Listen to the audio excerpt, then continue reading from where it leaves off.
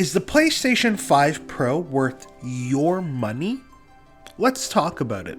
I spent the whole weekend trying a ton of games, and overall I found myself at times impressed and at other times completely underwhelmed.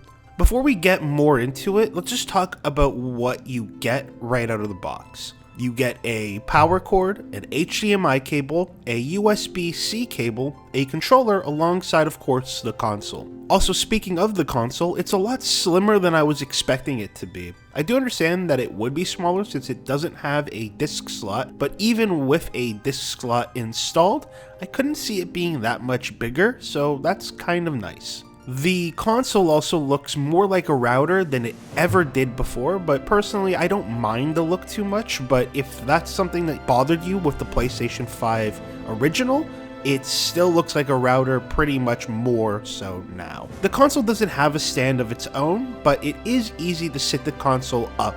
So if you don't have a stand, it's not a problem, but the stand certainly does look nice, but it does come with an additional charge.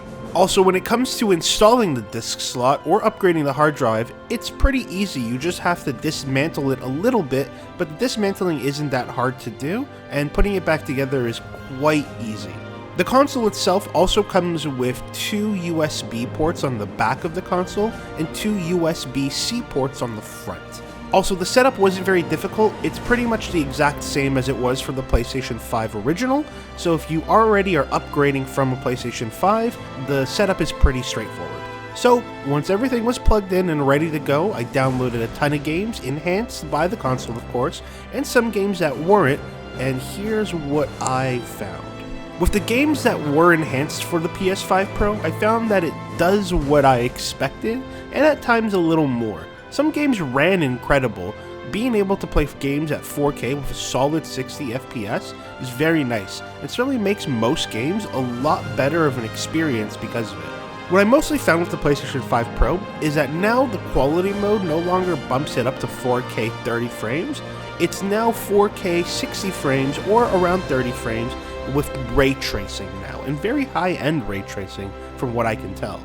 Some games run incredibly well in quality mode, while others tend to drop a little bit towards the 30 to 40 frame rate. Also, having VRR makes a lot of the frame drops not as noticeable, so if you have the screen with VRR support, then you're probably going to have a lot more better of an experience than people without one.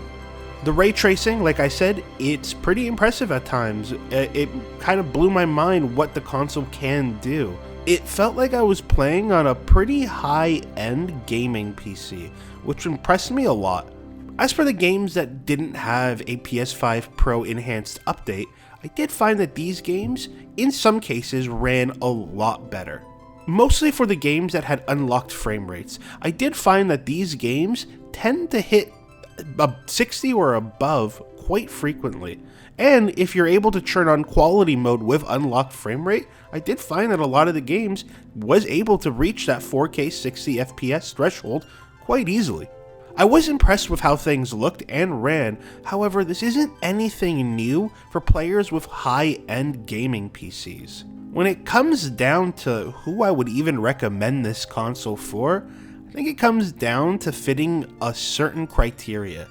If you don't have a high-end gaming PC, you do have a TV with 4K support, VRR support, and 120 frames, and you don't own a PlayStation 5, then I would probably recommend this console as it would be a really nice upgrade. However, if you do have a high-end PC, it just doesn't make any sense for you to buy this console, as your PC can do everything this console can do. Also, if you don't have a 4K TV, then you're pretty much missing out on the whole point of the upgrade, I think. So I wouldn't say it's worth it for that. And if you do have a PS5, you still will be able to play the exact same games, the only major difference coming in with the resolution and FPS depending on how you like to play your games, either in quality or performance mode, and it's hard to justify the price just on that. So with all of that being said, what are my final thoughts and what would I rate it? I did enjoy my experience with the console and do think that when it comes to video game consoles, it's the strongest one out there. But if you own a high-end gaming PC, you're not really missing much from even just a regular PS5. So with that, the PS5 Pro gets a 3 out of 5. Thank you so much for watching my PlayStation 5 Pro review. Please make sure to like, comment, and subscribe to the channel, as I will be playing a lot of my back catalog games, so keep a lookout for that. Also, comment down below what game you think I'll review next. As always, I've been Flame TP, and I'll see you all next time.